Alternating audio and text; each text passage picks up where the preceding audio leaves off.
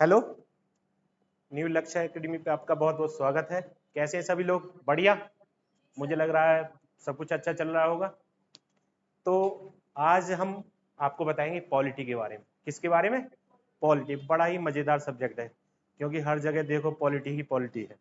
और अब तो चुनाव भी आने वाले हैं 24 में, तो अच्छे से समझेंगे। शब्द है पॉलिटी।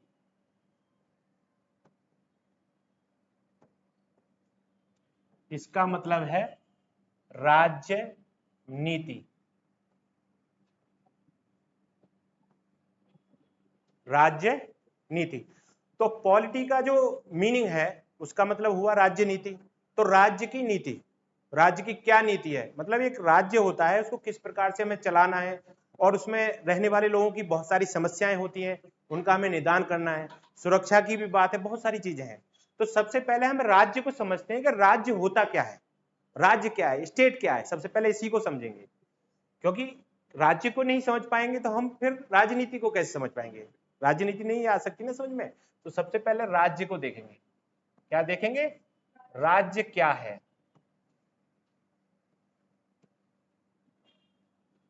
इसके लिए नॉर्मली जो शब्द राज्य के लिए यूज किया जाता है वो होता है स्टेट।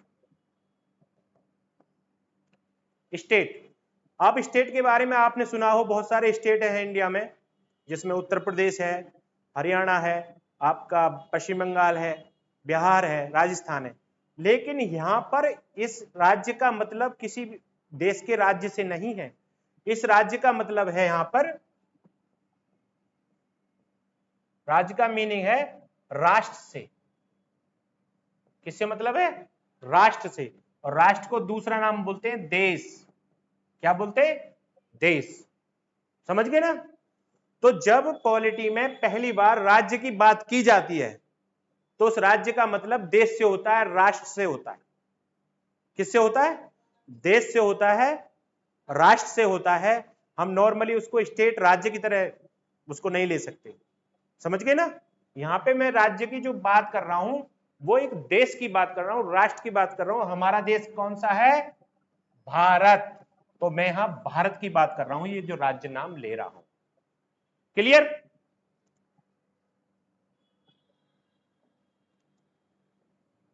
राज्य के अनिवार्य तत्व।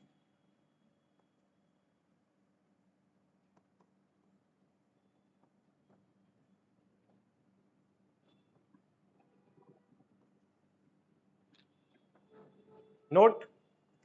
राज्य के अनिवार्य तत्व, इसका मतलब यह है कि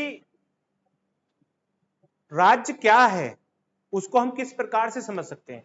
तो राज्य के होते हैं 4 तत्व। नंबर पहले है क्षेत्र, और दूसरे नंबर पे है आपका जनसंख्या, तीसरे पे है आपका संप्रभुता, चौथे नंबर पे है आपका शासन।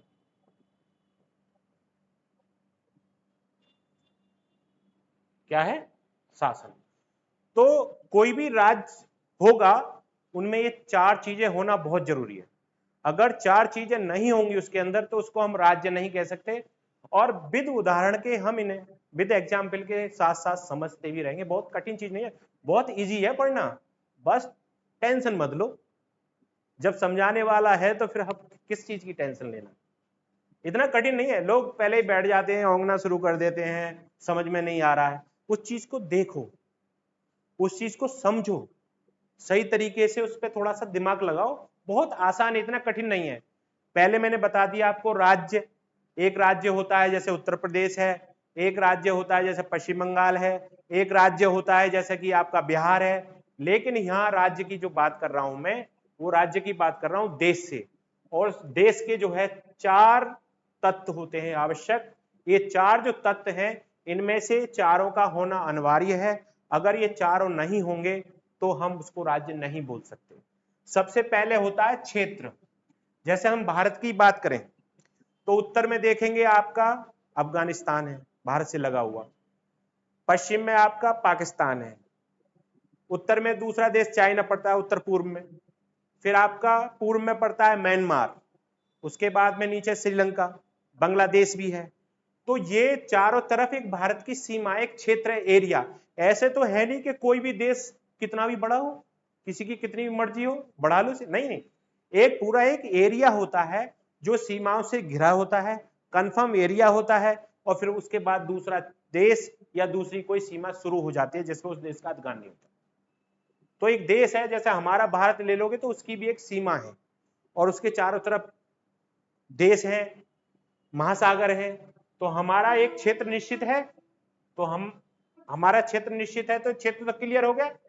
दूसरी है उस क्षेत्र में रहने वाली जनसंख्या। हिंदुस्तान में लगभग 140 करोड़ रहते हैं लोग। तो कोई भी देश ले लीजिए, कोई भी राज्य ले लीजिए, उसमें रहने वाली जनसंख्या होनी ही चाहिए। अब ऐसा तो कोई देश नहीं होगा ना कि उसका बहुत बड़ा एरिया हो और उसमें कोई ना रहता हो, ऐसा हो सकता है क्या? ऐसा भी नहीं है। तो दूसरा तत्व कौन सा हो गया? जनसंख्या। क्लियर हो रहा नहीं हो रहा? क्लियर। संप्रभुता, हिंदी के जो शब्द हैं बड़े प्यारे हैं, इंग्लिश में क्या रखा है, हिंदी में देखो बड़ी जान सी आती है, एक एक मीनिंग आता है।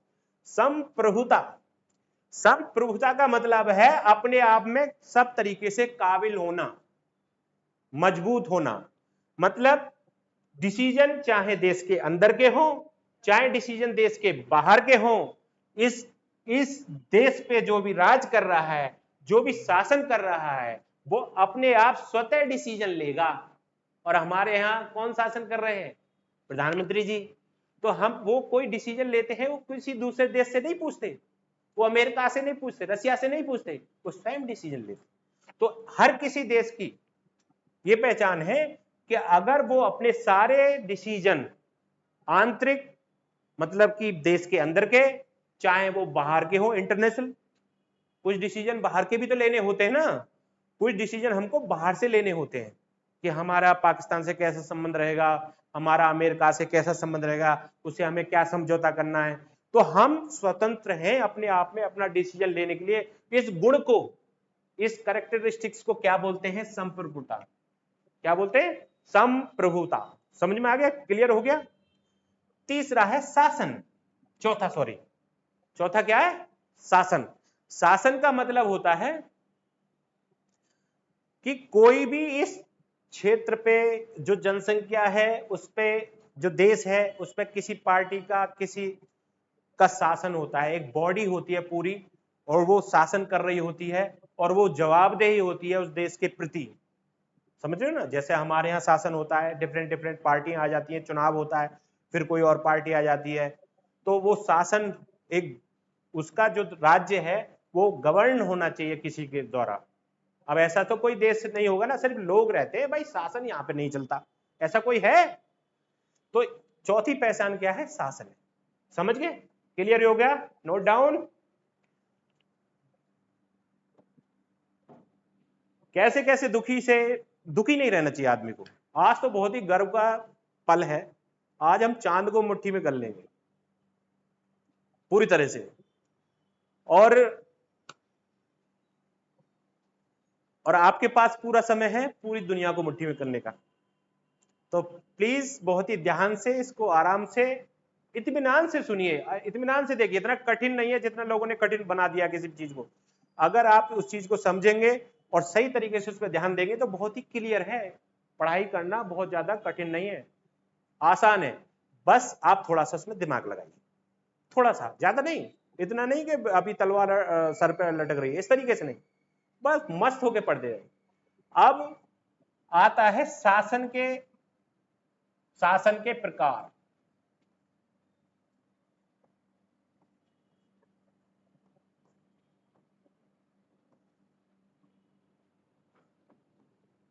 राजशाही,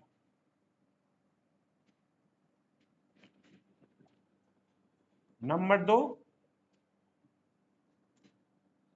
तानाशाही,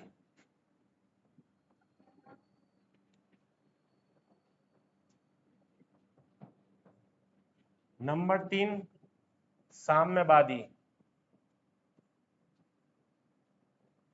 नंबर 4 गणराज्य, नंबर 5 लोकतंत्र।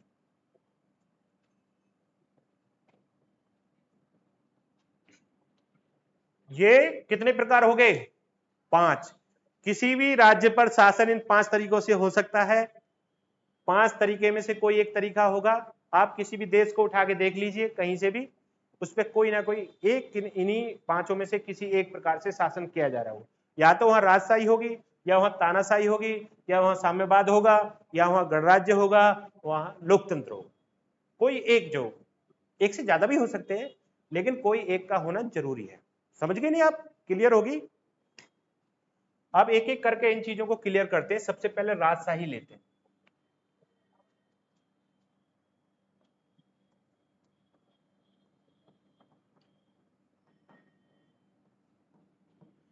शब्दों में ही उसका अर्थ छुपा होता है, ज्यादा कठिन नहीं है। राजशाही मतलब कोई राज करता हो। इसमें वंशानुगत एक राजा होता है लगभग, कि उसके बाप राजा थे, उसके बाद में उसके बेटे राजा हो जाएंगे, उसके बाद में उसके बेटे राजा हो जाएंगे। तो जहां पर इस प्रकार का शासन हो कि उस राज्य का हेड, प्रमुख, एक वंशानुगत क्रम में आता है। किस में आता है? वंशानुगत क्रम में आता है, और वो एक राज परिवार से संबंधित है, उसको बोलते हैं हम राजशाही। क्या बोलते हैं उसको? बड़ी सिंपल है, ज्यादा दिमाग की जरूरत ही नहीं है इसमें, कि ये पीढ़ी दर एक ही शासन करते चले आ रहे हैं, उसको बोलेंगे हम राजशाही। जहां एक ही परिवार का दबदबा रहता है, और वो परिवार राजशाही से संबंधित है, राजा बोला जाता है, और उसके बाद में उसका लड़का करेगा, उसके बाद में उसका लड़का करेगा। इस तरीके से ये चलती रहती है। तो इसमें आपके सऊदी अरब, अरब के जो देश है, अरब कंट्रीज में अधिकतर आपने देखा यूएई आपको मिलेगा, सऊदी अरब में आपको मिलेगा, आपको यूके। यूके का नाम जानते हो? United kingdom. क्या है? United kingdom. ब्रिटेन भी बोलते हैं इसको। तो इसमें राजशाही है। यहां पे राजा होता है किंग, जो शासन करता है, और यहां पे महारानी होती है। कौन होती है? महारानी होती है। बस फर्क इतना है, यहां पे किंग होता है और यहां पे महारानी होती है। और भी कई उदाहरण हैं, लेकिन राजशाही का क्लियर हुआ नहीं हुआ? कोई दिक्कत? दूसरा आता है आपका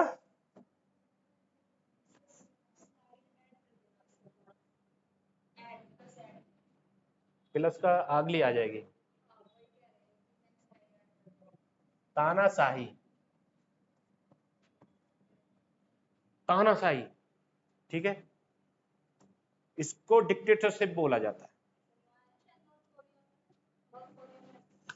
अब तानाशाही का पहले मीनिंग तो समझ लो, है क्या तानाशाही? तानाशाही का मतलब है दादागिरी, एक तरीके से बाय फोर्स। अब मैं कहने लगूं मैं कहीं पर राज करूंगा, मेरे पास कुछ नहीं है, ना ताकत है ना फोर्स है, तो मुझे तो लोग पकड़ के फेंक देंगे बाहर। तो इसमें राज करने वाले के साथ कोई फोर्स लगी होती है, और वो फोर्स कौन होती है? आर्मी की, सेना की। समझ गए? तो तानाशाही का मतलब है, समझिए, कि कोई चुनी हुई सरकार है, या फिर वहां पे कोई राजा है जो पहले से उसका शासन चला आ रहा, लेकिन वहां की आर्मी या वहां पे कोई ऐसा सशस्त्र जो बल है, जिसके पास फोर्स है, ताकत है, हथियारों की, किसी और चीज की, और वो पहले वाले शासन, जो पहला शासन कर रहा है, बाई फोर्स उसको उठा के फेंक दें, बाहर कर दें, उसे जेल में डाल दें, या घर में नजरबंद कर दें, कहीं भी कर दें, और वो जो सैनिक है वो क्या बन जाए? शासक बन जाए। क्या बन जाए? शासक बन जाए, और वो अपने हिसाब से देश को चलाना शुरू कर दे, तो उसको क्या बोलते हैं हम? तानाशाही। क्या बोलेंगे उसको? बड़ा सिंपल है। क्लियर हुआ नहीं हुआ? दोबारा बता दे। कोई या राजा जो वंशानुगत क्रम से राज करता आ रहा है, या वहां पे चुनी हुई सरकार है, कोई दूसरा आ जाता है, बाय फोर्स उनको हटा देता है, और बाय फोर्स शासन करने लगता है, और अपने मन से, अपने दिमाग से, अपने तरीके से उस देश पर राज करने लगता है, शासन करने लगता है। इस प्रकार की चीज को हम क्या बोलते हैं? तानाशाही बोलते हैं। क्या बोलते हैं? तानाशाही। तो इसमें आप दूर जाने की जरूरत नहीं है, पाकिस्तानी देख लो पास्ट में थोड़ा सा। जैसे पाकिस्तान में क्या था 1998 और 99, प्रधानमंत्री थे नवाज शरीफ।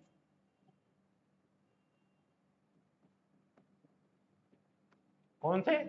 नवाज शरीफ, जिनको लोगों ने चुना था। और आर्मी प्रमुख थे, आर्मी चीफ थे परवेज मुशर्रफ।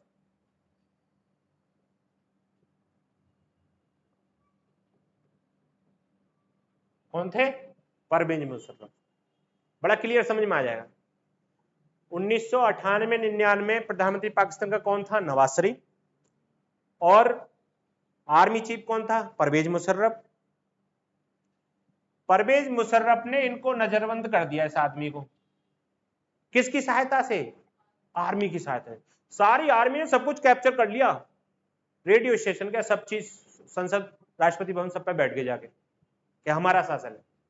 और ये अपने आप को इसने कह दिया मैं शासक हूं इस देश का। तो ये क्या कहलाएगा? तानाशाह।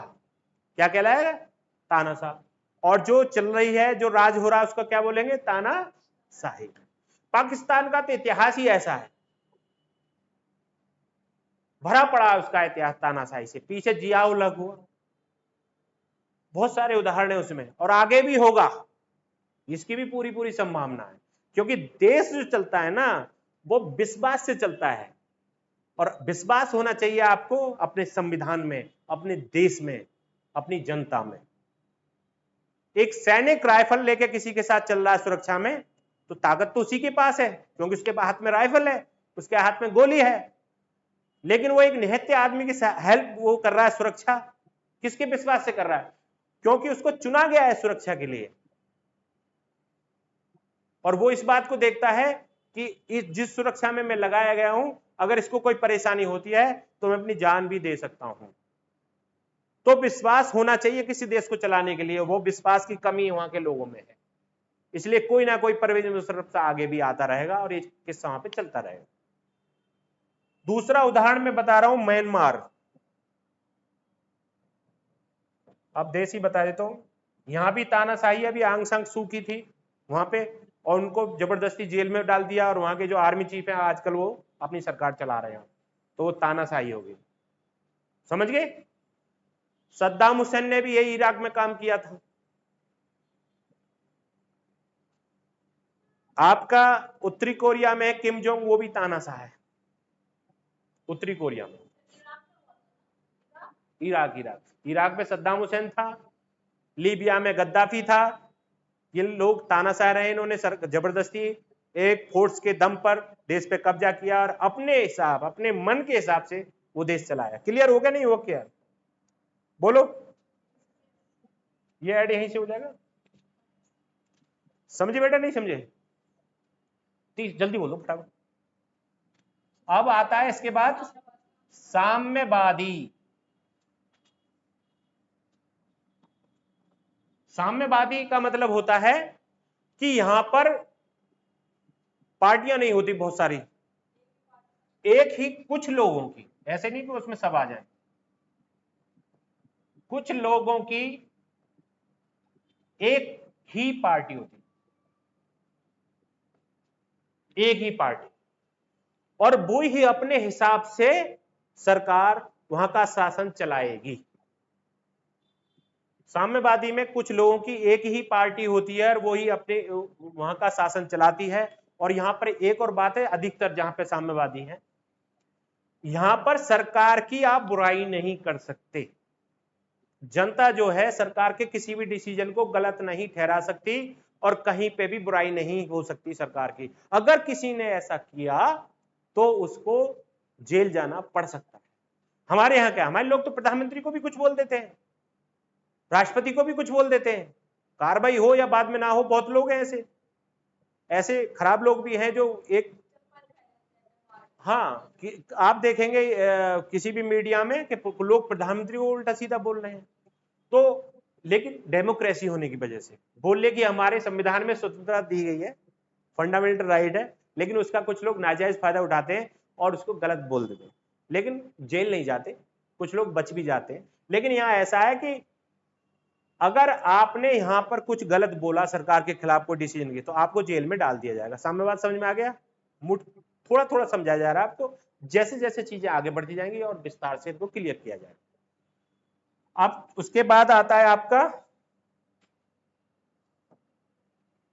इसके बाद आता है आपका साम्यवाद के बाद गणराज्य। गणराज्य क्या आता है? गणराज्य, इसको बोलते हैं रिपब्लिक। क्या बोलते हैं? रिपब्लिक। गणराज्य का मतलब क्या होता है? देखो, दो प्रमुख होते हैं, ज्यादातर कितने प्रमुख होते हैं? दो। एक तो होता है, समझ लो चीजों को, ये आगे ऐसी ऐसी चीजें हैं जो तुमको कठिनाई पैदा कर सकती हैं, अभी वो चीजें क्लियर करके चल रहा हूं। एक होता है राष्ट्र प्रमुख और एक होता है शासन प्रमुख। इन चीजों को अच्छे से देखना और यहां ही समझा दूंगा। राष्ट्र प्रमुख जैसे हमारे यहां राष्ट्रपति है, और कहीं राजा भी होता है, और देशों के मामले में जैसे इंग्लैंड में लेंगे वहां रानी होती है। राष्ट्र प्रमुख हमारे यहां क्या है? राष्ट्रपति। और शासन प्रमुख है हमारे प्रधानमंत्री। क्लियर हुई बात? नहीं हुई? कम आने वाले हैं सर आपके।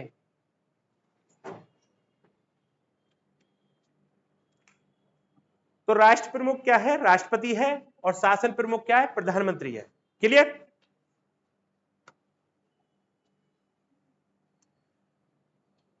अब देखो, गणराज्य यहीं से समझना आपको, इनमें से बड़ा माना जाता है यही, क्योंकि जो राष्ट्र का प्रमुख है वो सर्वे सर्वा है। तो अब यहां देखो, यहां से यहां जोड़ रहा हूं मैं इसको, कि गणराज्य का मतलब है जहां पर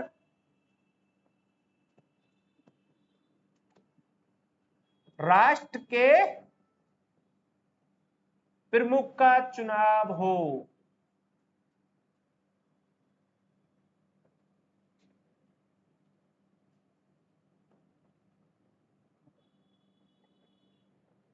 जहां पर राष्ट्र के प्रमुख का चुनाव हो उसे हम क्या बोलते हैं? रिपब्लिक।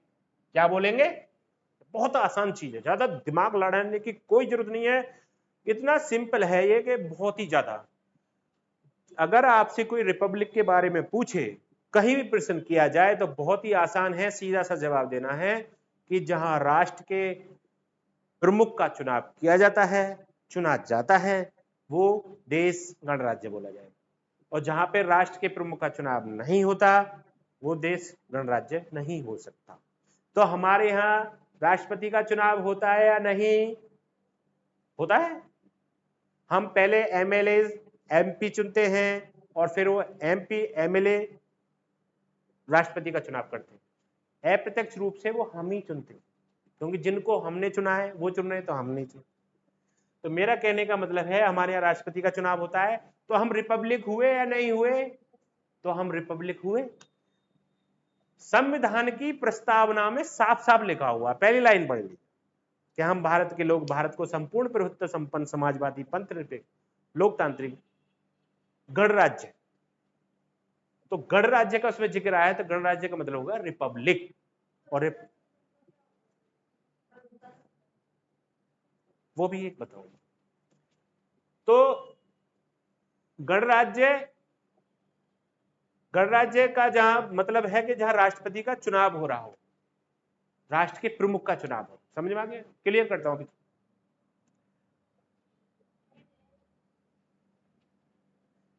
अब इसके बाद में आता है लोकतंत्र।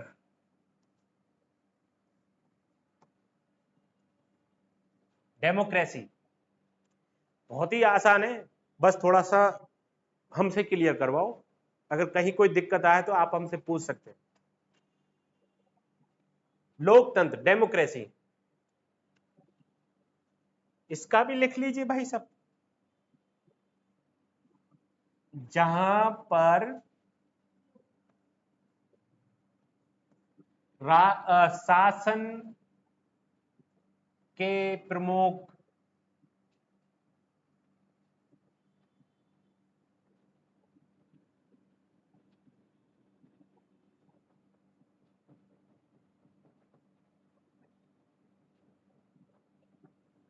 जहां पर शासन के प्रमुख का चुनाव होता है,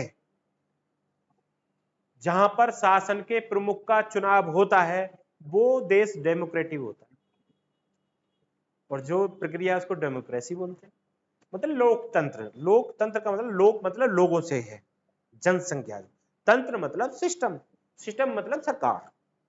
तो जहां लोग सरकार चलाएं, लोग, देखो अब्राहम लिंकन ने कहा था लोकतंत्र के बारे में कि लोगों के द्वारा चुना गया है और लोगों के लिए चुना गया। समझे? हम चुनते हैं अपने लिए प्रधानमंत्री जो हमारे देश का विकास करे, पूरे देश का ध्यान रखे, सुरक्षा का, चिकित्सा का, एजुकेशन का, हर चीज। तो जहां पर शासन के प्रमुख का चुनाव होता है उसको क्या बोलते हैं? लोकतंत्र। क्लियर हो गई? तो हमारे यहां शासन का प्रमुख कौन है? अभी पहले बताया था मैंने अभी। तो हमारे यहां शासन का प्रमुख है प्रधानमंत्री। हमारे यहां प्रधानमंत्री का चुनाव होता है, यूं ही आ जाते हैं चुनाव। तो भारत क्या है? लोकतंत्र। समझ गए ना? तो दोनों चीज है इंडिया, भारत। तो भारत हो गया आपका गणराज्य भी हो गया और लोकतंत्र भी हो गया।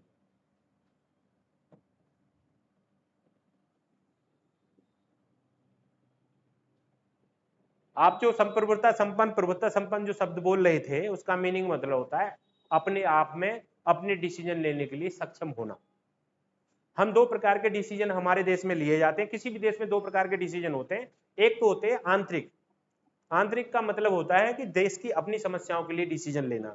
अभी कहीं पे कोई प्लांट लगवाना है, कहीं कोई औद्योगिक क्षेत्र लगवाना है, या किसी किसानों के लिए कोई प्लान लाना है, जनसंख्या पे कुछ करना है, सुरक्षा के लिए कुछ करना है, इसमें ये हो गए आंतरिक डिसीजन।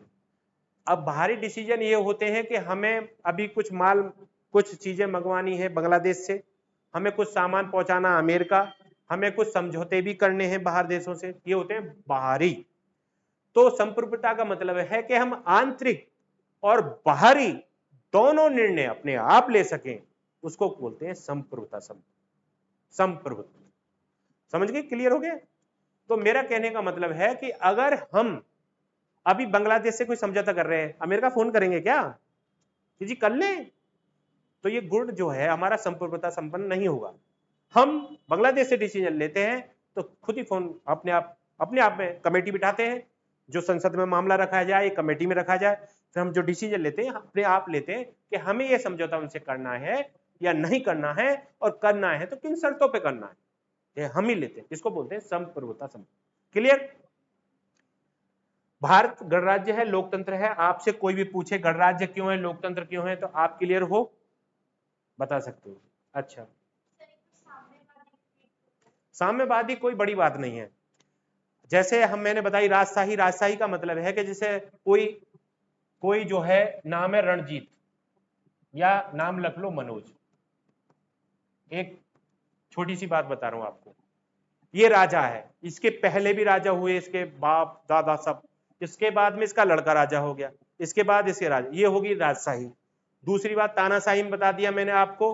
तानाशाही का मतलब है कि कोई भी चुना हुआ आदमी, चाहे वो राजा है चाहे चुना गया है, उसको बाई फोर्स हटाया जाए और कोई आके अपने हिसाब से शासन चलाने लगे और अपनी मर्जी से चलाने लगे, उसको बोलते हैं तानाशाही। अब आता है साम्यवादी। साम्यवादी में कोई ऐसी बात नहीं है। साम्यवादी का मतलब है कि जहां पे एक ही सारे लोगों का चुनाव नहीं होता, कुछ लोग की पार्टी होती है और वो पार्टी ही सदैव शासन करती रहती है। समझ गए ना? और साम्यवादी में सरकार बहुत महत्वपूर्ण होती है। जो वो पार्टी है एक, उसी का शासन चलता रहेगा। उस सरकार के खिलाफ बोलना, उस सरकार के डिसीजन के खिलाफ बोलना, आप एक अपराध कर रहे हो, आप जेल जा सकते हो, उसको बोल देंगे हम साम्यवाद। वो लोग अपने आपस में ही चुनाव करते हैं, पब्लिक उसमें कोई इश्यू नहीं होता। अब इसके बाद में लोकतंत्र दो प्रकार के होते हैं।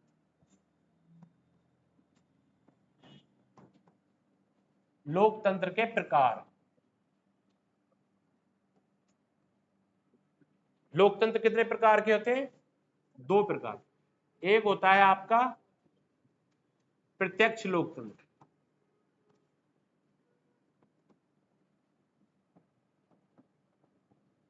दूसरा होता है आपका अप्रत्यक्ष लोकतंत्र।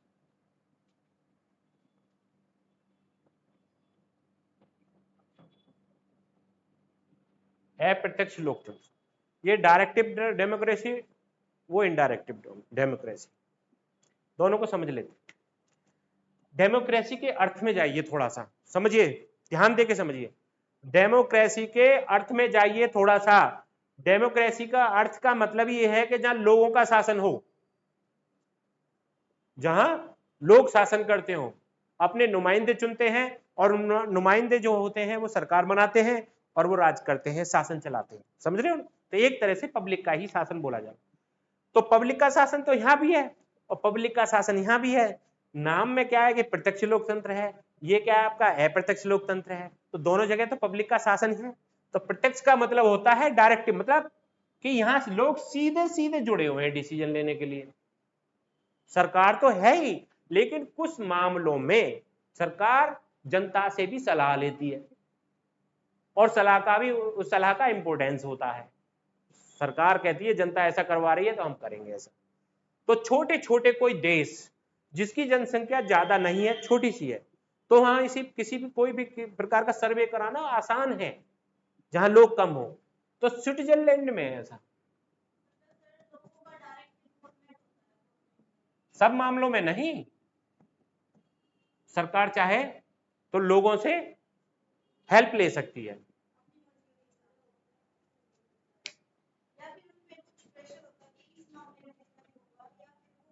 वो एक अलग पूरा एक, हम वहां जाएंगे तो ये पूरी इधर चले जाएंगे पूरी तरह से। जब ये बात जब आगे बढ़ करके होगी तो तब ये बताई जाएगी, जब आगे पढ़ाया जाएगा पॉलिटी में तो सब चीजें क्लियर हो जाएंगी आपको। अप्रत्यक्ष में क्या होता है? इनडायरेक्टिव होता है। जैसे हमारे यहाँ है, हमारे यहाँ 140 करोड़ की जनसंख्या है, 140 करोड़ में बच्चे मान लो छोड़ करके भी 80 करोड़ 90 करोड़ लोग मान लो आप, जो लोग सक्षम हैं या जिनकी 21 साल से आयु ज्यादा है, उन सब से सलाह लेंगे तो ये तो बहुत गलत हो जाएगा। क्योंकि हमारा देश विविधतापूर्ण है, अलग अलग धर्मों से, अलग अलग क्षेत्रों से लोग, और अलग अलग क्षेत्र की अलग अलग समस्या है।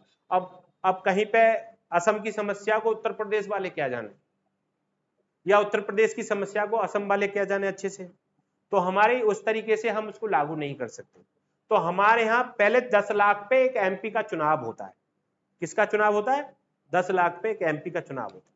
तो हमारे यहाँ 545 एमपी चुने जाते हैं, 543, और 2 राष्ट्रपति का। तो ये सरकार चलाते हैं, तो हमारे ही तो चुने हुए लोग हैं। तो हमारा जो लोकतंत्र है वो एक प्रकार से कैसा लोकतंत्र है? अप्रत्यक्ष लोकतंत्र। कैसा लोकतंत्र? अप्रत्यक्ष। क्लियर?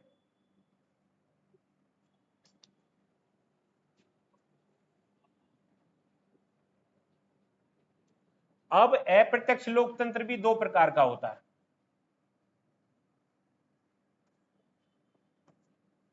ये चीजें बेसिकली चीजें हैं, इसलिए आपको बहुत जरूरी है सीखना। क्योंकि अगर आप क्वेश्चन सॉल्व करने जा रहे हैं और आपको उसका अर्थ पता नहीं है तो आप क्वेश्चन सॉल्व नहीं कर सकते अच्छे से। अप्रत्यक्ष लोकतंत्र भी कितने प्रकार का होता है?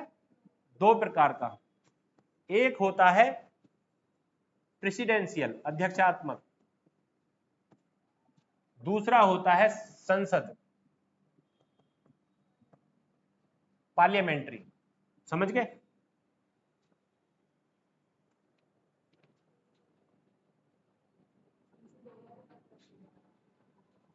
नहीं आ रहा समझ में लिखा हुआ?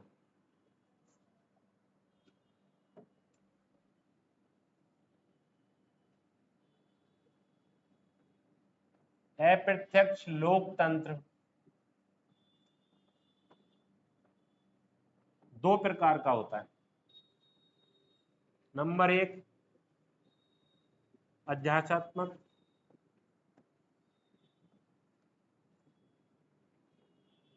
ये होता है प्रेसिडेंशियल। दूसरा होता है आपका पार्लियामेंट्री, संसद।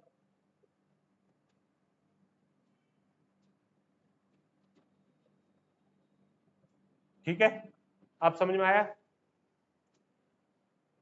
तो प्रेसिडेंशियल उसको बोलते हैं जहां पे औपचारिक और वास्तविक, एक एक चीज को समझो। हमारे यहाँ जो दो प्रमुख मैंने बताए थे, दो प्रमुख होते हैं, एक तो क्या होता है, राष्ट्र प्रमुख होता है, दूसरा आपका शासन का प्रमुख होता है। राष्ट्रपति का दूसरा जो प्रमुख का नाम है उसको हम औपचारिक प्रमुख भी बोल देते हैं। राष्ट्रपति को क्या बोल देते हैं? औपचारिक। मतलब वो सिर्फ नाम मात्र के ही प्रमुख हैं, सारा जो कार्य करते हैं वो कार्यकारी जो है शासन प्रमुख है वही करते हैं। कोई भी डिसीजन लेगी आपकी चुनी हुई सरकार लेती है, जिसमें प्रधानमंत्री होते हैं और मंत्रिपरिषद होती है, संसद है। वास्तविक जो है,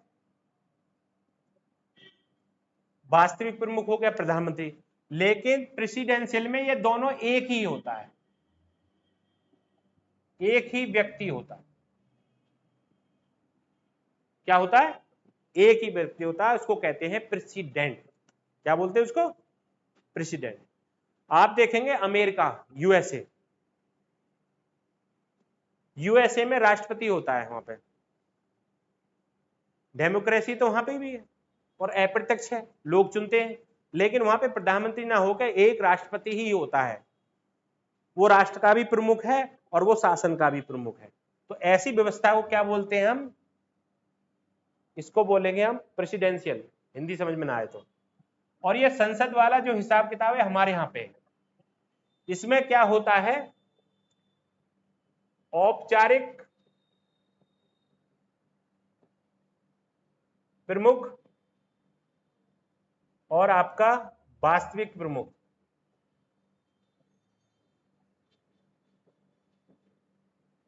दोनों अलग अलग, अलग अलग व्यक्ति।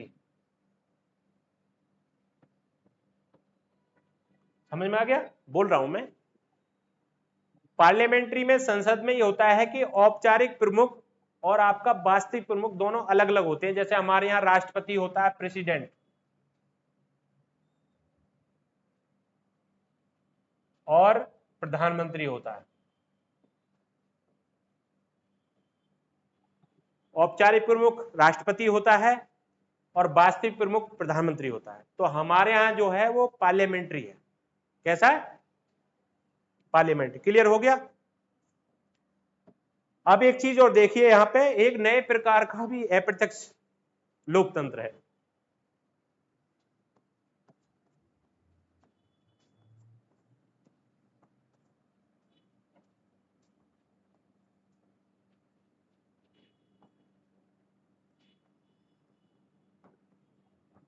वो है आपका ब्रिटेन में।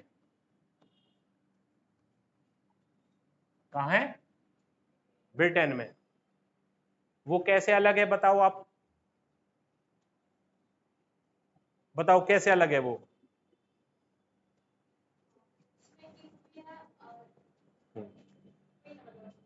उसमें जो है, जो औपचारिक प्रमुख है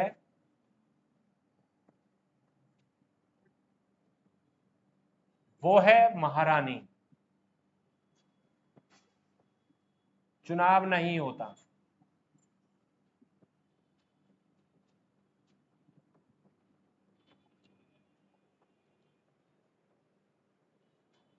क्या नहीं होता? चुनाव नहीं होता। वहां पे महारानी तो ये है, अब ये महारानी है, कोई और महारानी बनेगी, पहले भी कोई और महारानी थी, तो ये गणराज्य नहीं हुआ। आप जब पीछे जाएंगे तो गणराज्य में मैंने पहले बता दिया, जो वास्तविक प्रमुख राष्ट्र का जो औपचारिक प्रमुख की बात कहां से है? यहाँ से राष्ट्र के प्रमुख से। तो ये औपचारिक प्रमुख जब महारानी हो गई, उसका चुनाव नहीं हो रहा तो रिपब्लिक तो नहीं हुआ, लेकिन डेमोक्रेसी है। वास्तविक जो प्रमुख है वो कौन है?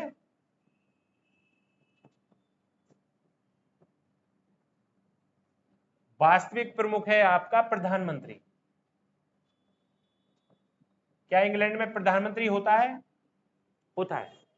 ऋषि सनुक जो हमारे यहाँ के ही हैं, मतलब हमारे मूल के हैं, वो प्रधानमंत्री हैं और वो चुने हुए हैं। तो वहां डेमोक्रेसी बोली जाएगी नहीं बोली जाएगी? डेमोक्रेसी वहां पे बोली जाएगी नहीं बोली जाएगी? डेमोक्रेसी का मैंने जो लोकतंत्र का आपको लिखवाया था वो यही नियम लिखवाया था कि वहां पे वास्तविक प्रमुख मतलब शासन के प्रमुख का चुनाव होना चाहिए, तो वो डेमोक्रेसी है। क्योंकि वहां वास्तविक प्रमुख का चुनाव होता है इसलिए वो डेमोक्रेसी डेमोक्रेटिक तो है, लेकिन वहां औपचारिक मतलब राष्ट्र के प्रमुख का चुनाव नहीं होता इसलिए वो रिपब्लिक नहीं है, गणराज्य नहीं। तो इंग्लैंड ने एक नए तरीके का लोकतंत्र बना लिया। अंग्रेज तो अपने थोड़े से दिमाग लगाते अलग ही चलते ना। तो महारानी को रहने दिया राष्ट्र प्रमुख और प्रधानमंत्री का करवा दिया चुनाव। तो ये रिपब्लिक नहीं है, बस डेमोक्रेटिक है। हम रिपब्लिक भी हैं, डेमोक्रेटिक भी हैं, क्योंकि हमारे यहाँ जो राष्ट्र प्रमुख है राष्ट्रपति, उसका भी चुनाव होता है। हमारे यहाँ जो शासन का प्रमुख है कौन, प्रधानमंत्री, उसका भी चुनाव होता है। तो हम रिपब्लिक भी हो गए और डेमोक्रेटिक भी हो गए। समझे? क्लियर होगी चीजें?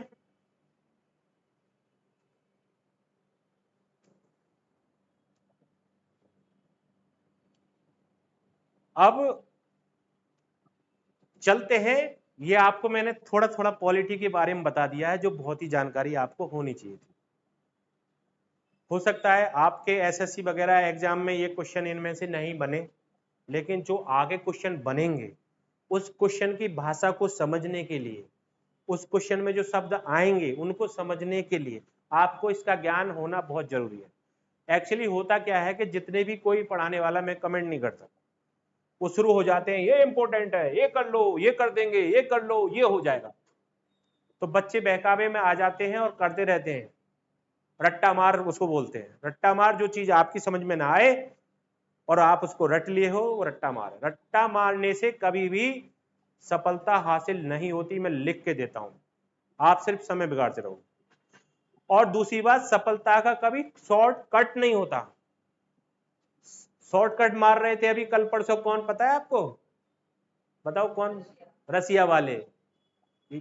ये गए और ये पहुंचे, हो गए क्रैश। नहीं होना चाहिए था, हमें बहुत बड़ा दुख है, क्योंकि कोई मेहनत लगाता है तो पहुंचना ही चाहिए। हमारा जो पूरे देश की भी प्रार्थना उसके साथ थी।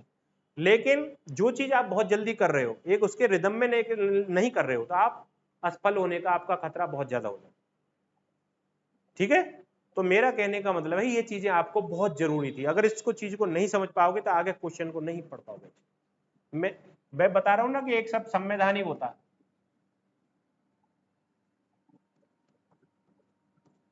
एक होता है सांविधिक। दोनों एक जैसी लगते हैं ना, दोनों में जमीन आसमान का फर्क है। ये होता है कॉन्स्टिट्यूशनल और ये होता है विद लॉ, बाय लॉ। ये अगर फंडामेंटल राइट की बात करें तो वो ये अधिकार है संवैधानिक, क्योंकि उसका संविधान में जिक्र है। फंडामेंटल राइट का मूल अधिकार का संविधान में जिक्र है। आप पढ़ेंगे 12 से 35 जो आर्टिकल है संविधान के, वो सब इससे रिलेटेड है, वो मूल अधिकार से, और वो कहाँ है? संविधान में। लेकिन कोई लॉ बना दिया, SC ST एक्ट बना दिया, ये सांविधिक है, क्योंकि SC ST का जिक्र संविधान में नहीं है। संविधान में तो ओनली आर्टिकल 17 है। अनडिजिबिलिटी उसको बोलते हैं अस्पृश्यता का अंत, के मतलब जो छुआछूत है, कोई गरीब है, कोई अमीर है, या फिर मतलब कोई किस जाति का है, इस प्रकार की कोई बात नहीं होनी चाहिए। नागरिक सब समान है। तो उस चीज को खत्म करने के लिए संविधान तो नहीं कह रहा ना कौन सी सजा मिलेगी। आर्टिकल 17 ये नहीं कहता कि आप ऐसा करोगे तो आपका क्या होगा। तो उस चीज को लागू करने के लिए क्या कर दिया उन्होंने? SC ST एक्ट लगा दिया। किस आर्टिकल को पूरा करने के लिए? 17 को पूरा करने के लिए। आर्टिकल 17 की भाषा को पूरा करने के लिए उन्होंने क्या एक्ट बना दिया? SC ST act. समझ गए ना? और ये सांविधिक हो गया, बाय लॉ हो गया। कैसे हो गया? By law. और ये हो गया कॉन्स्टिट्यूशन, संवैधानिक। समझ गए? क्लियर हो गया?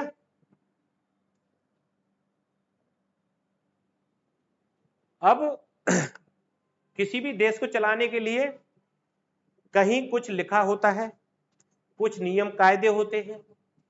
मैंने बताया ना, विश्वास कि मैं किसी की सहायता करने के लिए चल रहा हूं, किसी का गार्ड हूं या किसी की सुरक्षा में लगा हुआ हूं, तो मेरे हाथ में राइफल है, उसमें 10 पीस 25 पीस गोलियां हैं और एक गोली से ही लोगों की जान जा सकती है। तो आप ताकत किसके हाथ में, आप देखिए, उस गार्ड के हाथ में सारी राइफल, उसके हाथ में सब कुछ है, और एक आदमी निहत्था चल रहा है, वो उसके पीछे पीछे चल रहा है, और जब उस आदमी पे हमला होता है तो वो आ जाता है आगे।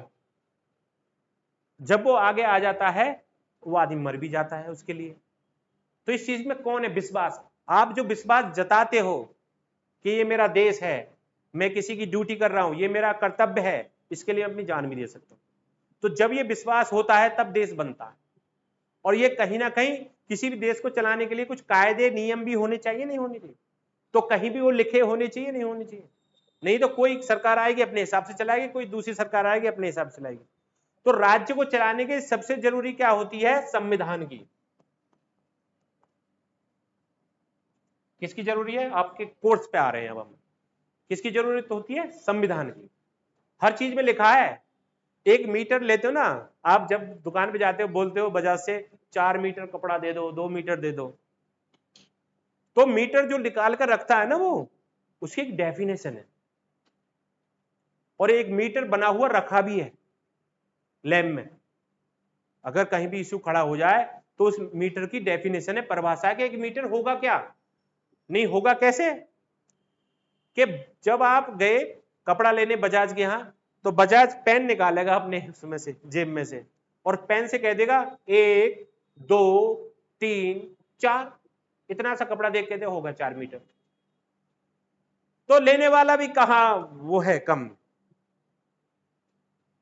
वो जब कपड़ा ले जाएगा चल ठीक है, अगले दिन फिर आया वो कपड़ा लेने कि 4 मीटर कपड़ा दे दो, उसने पेन फिर निकाल लिया, बोला नहीं, वो कम से कम बहुत बड़ा 10-12 फीट लंबा बांस लेकर आया था, बोला ये है 1 मीटर, इससे नापो 4 मीटर।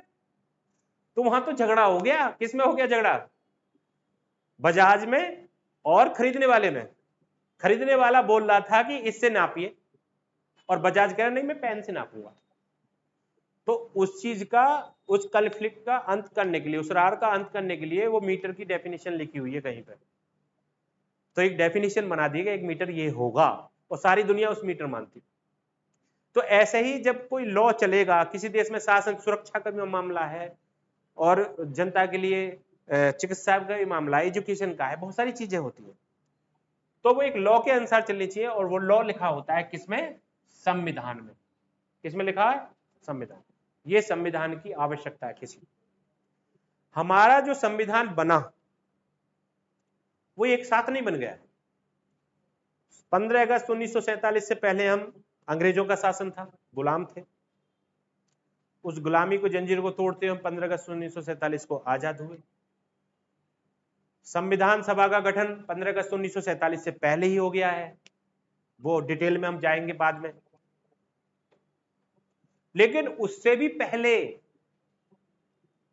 1946 में कैबिनेट मिशन जब आया, उससे भी पहले संविधान निर्माण में एक तरीके से प्रक्रिया शुरू हो गई थी। उसको पढ़ना बहुत जरूरी है, बहुत ही आवश्यक है, तभी हम संविधान को अच्छे से समझ सकते हैं। संविधान समझ सकते हैं तो पॉलिटी को अच्छे समझ सकते हैं, तो पॉलिटी को, संविधान को साथ लेते हुए आगे बढ़ेंगे। लेकिन संविधान बनने से पूर्व आपकी पूर्व कुछ घटना है जिनको मोटे मोटे तौर पर आप देखते चलिए। सबसे पहले आता है आपका ईस्ट इंडिया कंपनी। क्या आती है? East India company. इसके बारे में जानना जरूरी, क्योंकि अंग्रेजों ने राज तो किया है, लेकिन उस राज का एक फायदा यह हुआ कि भिन्न भिन्न रियासतों में और भिन्न भिन्न क्षेत्रों में यह देश बटा हुआ था। अंग्रेज राज्य को जैसे जीतते गए, तो एक इंडिया की जो कल्पना की गई है पूरी, वो लेके आए, और इन्होंने जो लॉ बनाए वो पूरे भारत पर लागू हुए। तो इसलिए पहले ईस्ट इंडिया कंपनी के बारे में जानना जरूरी है। ईस्ट इंडिया कंपनी की जो स्थापना हुई थी उस समय प्रधानमंत्री महारानी थी, लिख लो एक क्वेश्चन है, एलिजाबेथ प्रथम।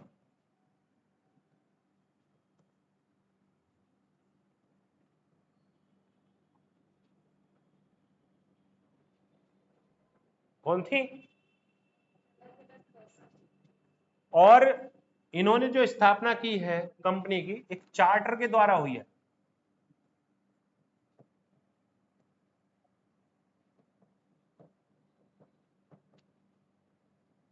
अब आपको बता दूं, एक एक चीज इतनी कीमती है कि आप उसको छोड़ दोगे ना, आपका ही अच्छा नहीं होगा, बल उसको समझोगे तब बहुत अच्छा होगा। एक चार्टर अधिनियम लिखे जाते हैं,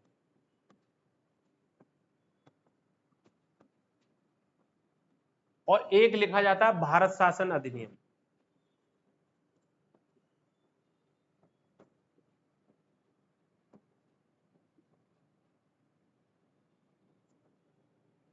या भारत परिषद अधिनियम, कई नामों से आ गया। चार्टर, चार्टर का मतलब क्या होता है? चार्टर का मतलब होता है राजलेख, लिख लो। चार्टर का मतलब होता है राजलेख। राजलेख राज से ही संबंध होगा, राजा से संबंधित। कोई भी एक्ट, कोई भी आदेश यदि राजा की तरफ से निकल रहा है तो उसे हम राजलेख बोलेंगे। क्या बोलेंगे? राजलेख।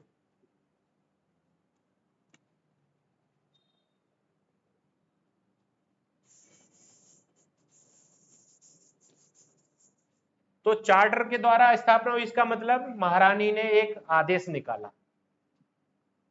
और ये चार्टर कब निकला है? आदेश, स्थापना कब हुई इसकी?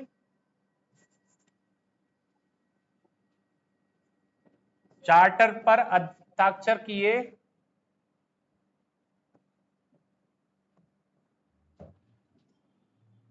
31 दिसंबर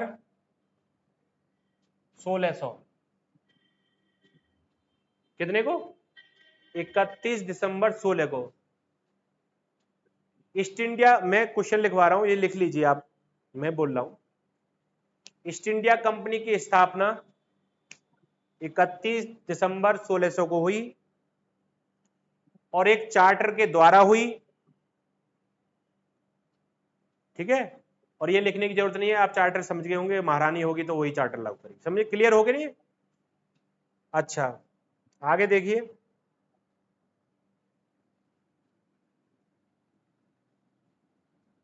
उस समय कंपनी के सदस्यों की संख्या, कंपनी के सदस्यों की संख्या 217। कितने थे? 217 लोगों ने ईस्ट इंडिया कंपनी शुरू की थी। कुल पूंजी से, कुल पूंजी से कितनी? 133 पाउंड, इतने पैसा लगा के।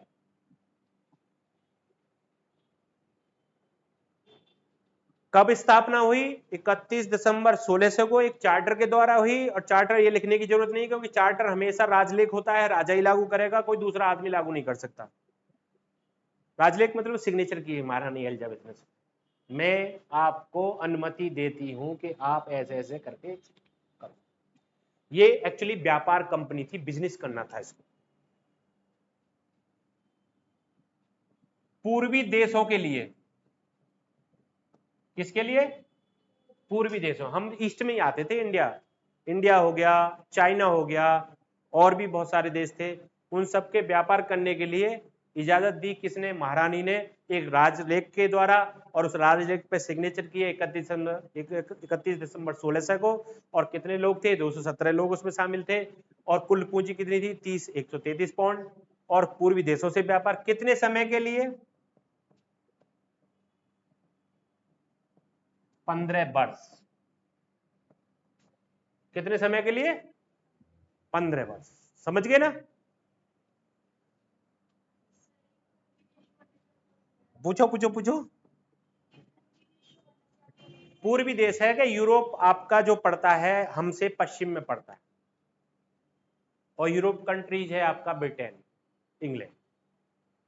उधर से पूर्वी देश पड़ते थे मुख्य तौर पे, ये आपके भारत हो गया, भारत महाद्वीप के देश, भारतीय महाद्वीप के देश, ऊपर चाइना हो गया, इधर के साइड के जितने भी देश थे उनसे जब उसको व्यापार, अफगानिस्तान हो गया, इन सब से उनको व्यापार करना था, तो उसके लिए कंपनी की स्थापना की गई जिसका नाम से ही पता पड़ रहा है ईस्ट इंडिया कंपनी। क्या नाम रखा गया? ईस्ट इंडिया कंपनी नाम रखा गया। और उस पर एक चार्टर के द्वारा स्थापना हुई है, और चार्टर होने की वजह से उस पर सिग्नेचर करे महारानी एलिजाबेथ प्रथम ने। उस समय उसमें कितने लोग थे? 217 लोग थे। कितने पूंजी लगाएगी, कितने पैसे लगाए गए उसमें? 133 पाउंड है, पाउंड वहां की मुद्रा होती है। और पूर्वी देशों के साथ व्यापार, कितने देश आ रहे थे उसमें? 15 देश, सॉरी कितने समय के लिए? 15 वर्षों के लिए। क्लियर होगी बात? अच्छा, अब ये तो बना दिया कि ये लोगे सर क्लास, बस मैं छोड़ रहा हूं 5। सुनो, एक एक चीज बता रहा हूं, लेके आपके छोटे एग्जाम से और आईएएस पीसीएस एग्जाम तक एक क्वेश्चन छूट जाए तो आप मुझे बताओ, एक क्वेश्चन नहीं रह सकता। और इस तरीके से बता रहा हूं कि कौन सी चीज किस तरीके से पढ़ा। जिस किताब में लिखा होता है ना कि पहला अध्याय ये, लेकिन वो पढ़ना नहीं, पहले आपको 4-5 अध्याय आगे जाइए, उसे पढ़िए, फिर शुरू जाइए। तो टीचर में ये होना चाहिए कि बच्चे के ज्ञान को ये देखे कि उसे सबसे पहले क्या जरूरत है। पहले गिनती सीखोगे या टेबल? भाई पहाड़े हम बाद में सीखेंगे, ऐसे तो नहीं कर सकते पहले पहाड़े सीख लेते हैं बाद में गिनती सीखेंगे। तो एक किसी भी सब्जेक्ट में जो चलना होता है एक क्रम होता है, उसका क्या होता है? क्रम। अब जब हम आगे बढ़ रहे हैं तो पहले हम उस चीज को क्लियर करके आ रहे थे, तो यहां पर मैंने तुम्हें बता दिया। अब आगे जो है, अब कंपनी बन गई तो कंपनी को चलाने के लिए छोटी मोटी बॉडी तो होनी चाहिए ना।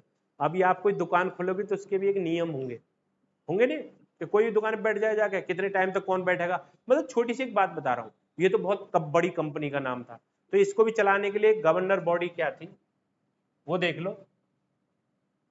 एक गवर्नर, ये इंग्लैंड में हो रहा है,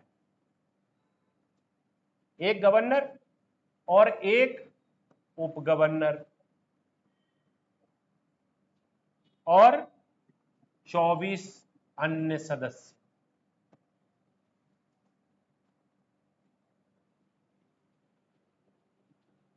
क्या होता था? एक गवर्नर होता था, एक उप गवर्नर होता था, इंग्लिश में लिखना चाहो गवर्नर, वाइस गवर्नर हो जाएगा, डिप्टी गवर्नर बोल लो, और एक होता था, और होते थे 24 अन्य सदस्य।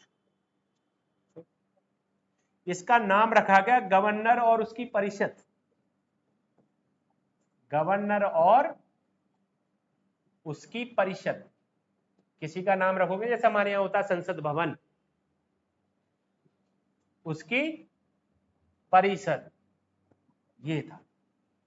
गवर्नर और उसकी परिषद में क्या था? ये था। कौन था? एक गवर्नर था, एक उप गवर्नर था, 24 अन्य सदस्य। क्लियर हुआ? अब ये बात चलती रही चलती रही। देखो, समय के हिसाब से जैसे जैसे काम बढ़ता जाता है, जैसे जैसे डिमांड बढ़ती जाती है, जैसे जैसे परेशानी आती चली जाती है, उसी हिसाब से कानून बनते हैं और कुछ कानून हटाए भी जाते हैं।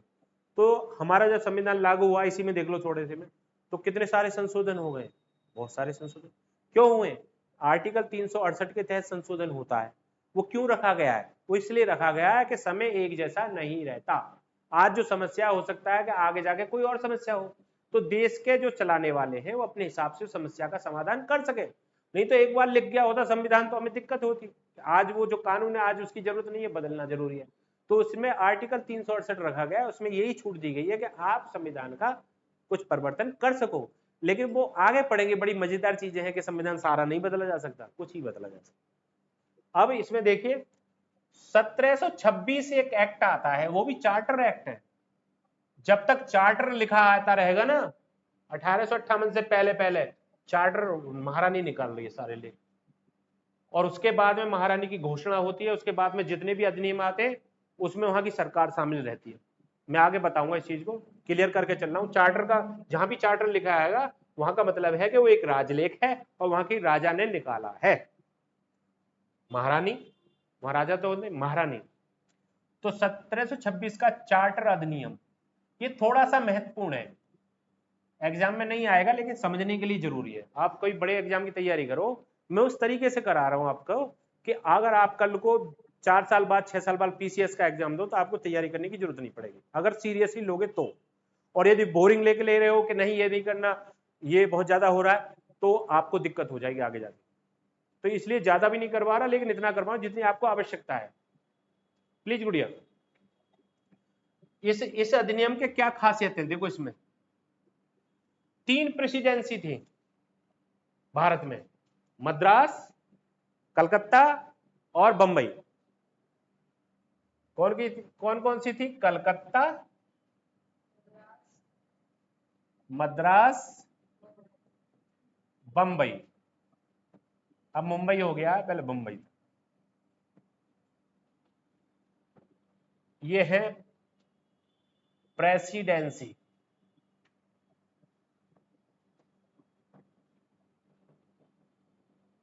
ठीक है, से उधर से कर लेना चाहिए। अब इनमें सबके मालिक होते थे गवर्नर। प्रत्येक में क्या होता था? गवर्नर यहां पे होता था हिंदुस्तान के अंदर। वो मैंने 24 बताए ना पहले, वो इंग्लैंड की बात है। कलकत्ता, मद्रास, बंबई गवर्नर होता था। तो पहली बार ये नियम नहीं बना सकते थे 1726 से पहले। ये गवर्नर जो थे, कलकत्ता का गवर्नर था, मद्रास का गवर्नर था, बंबई का गवर्नर था, ये लोग कानून नहीं बना सकते थे। अब जैसे जैसे आवश्यकता, मैंने कहा ना, जैसे जैसे आवश्यकता बढ़ी है आदमी अपने हिसाब को चेंज कर लेता। अब जैसे जैसे शिकायत ये होने लगी कि हमें जरूरत है कि हम वहां से, क्योंकि पहले ऐसा तो नहीं टेलीफोन मिला दो, मोबाइल से कॉल कर लो, देर लगती थी हर चीज में। तो जब क्या होता था कि इन लोगों ने ये कहा कि हमें इतनी ताकत दीजिए कि हम कुछ मामलों में तो अपने आप डिसीजन ले सकें। तो 1726 के चार्टर अधिनियम से पहली बार इनको कानून बनाने की शक्ति प्रदान की गई। इंपॉर्टेंट ये इसलिए 1726 चार्टर अधिनियम के द्वारा पहली बार, लिखिए आप, 1726 चार्टर अधिनियम के द्वारा पहली बार, तीनों नाम लिख लेना, कलकत्ता, मद्रास, बंबई प्रेसिडेंसी को कानून बनाने की शक्ति प्रदान की गई। समझ गए ना?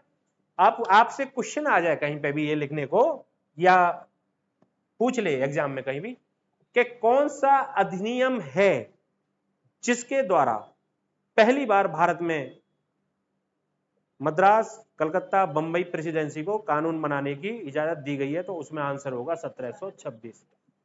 ठीक है, ये बस इतना ही महत्वपूर्ण है। बहुत ही ज्यादा एकदम आ रहा है आपका, इसे आगे कराएंगे।